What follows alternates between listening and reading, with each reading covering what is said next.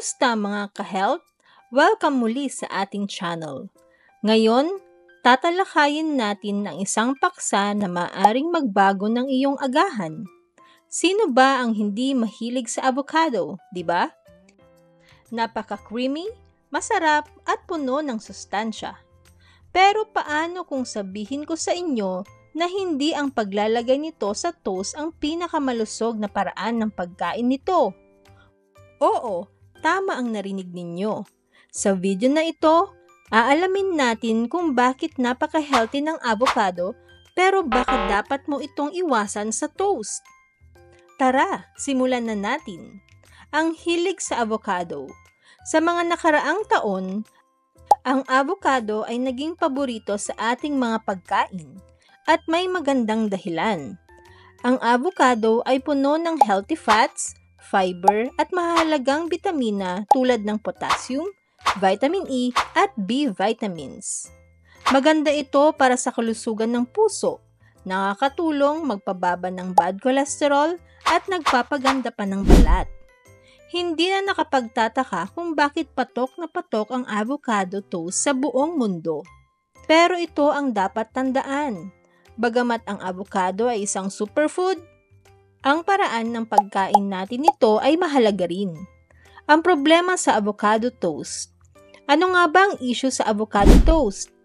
Bakit ko sinasabing dapat itong iwasan?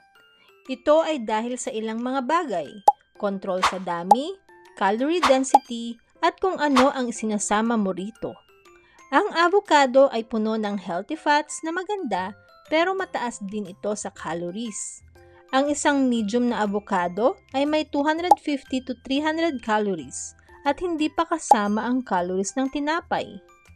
Kapag nilagay mo ito sa isang hiwa ng tinapay, lalo na kung makapal o mabigat ang tinapay, maaaring umabot ito ng 400 to 600 calories.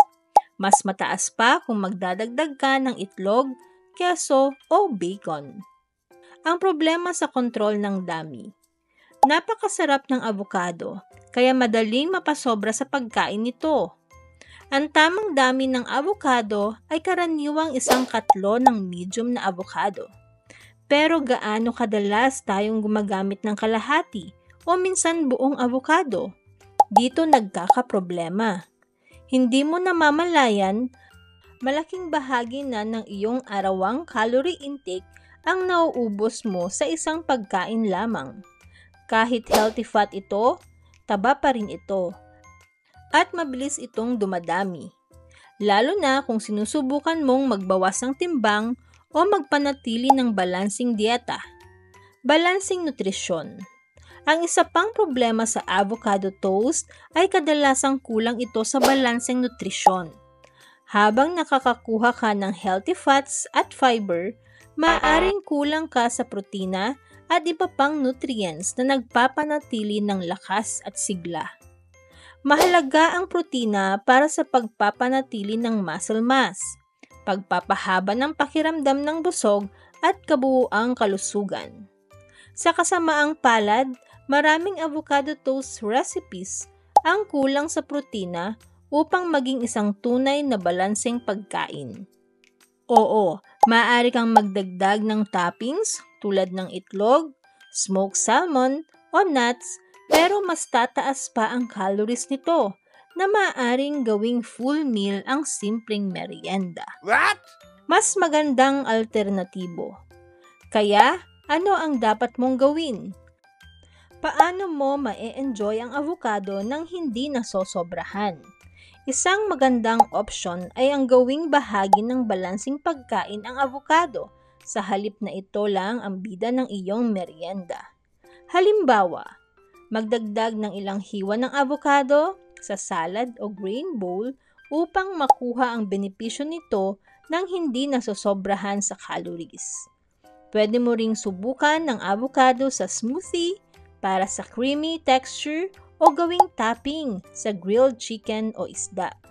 Ang susi ay kontrolin ang dami at tiyaking nakukuha mo ang iba't ibang nutrients. Kaya heto na. Ang avocado ay nananatiling isa sa pinakamalusog na fats pero ang paraan ng pagkain mo nito ang mahalaga. Ang avocado toast ay maaaring masarap at uso, pero hindi ito laging pinakamahusay na opsyon kung nais mong manatiling malusog at maingat sa timbang. Salamat sa panonood! Kung nagustuhan ninyo ang video na ito, bigyan ito ng thumbs up, mag-subscribe ka na at i-on ang notifications para hindi mo makaligtaan ang aming mga health tips and tricks. Ibahagi sa comments kung paano mo gustong kainin ang iyong avocado. Hanggang sa muli, manatiling malusog at patuloy na umunlad.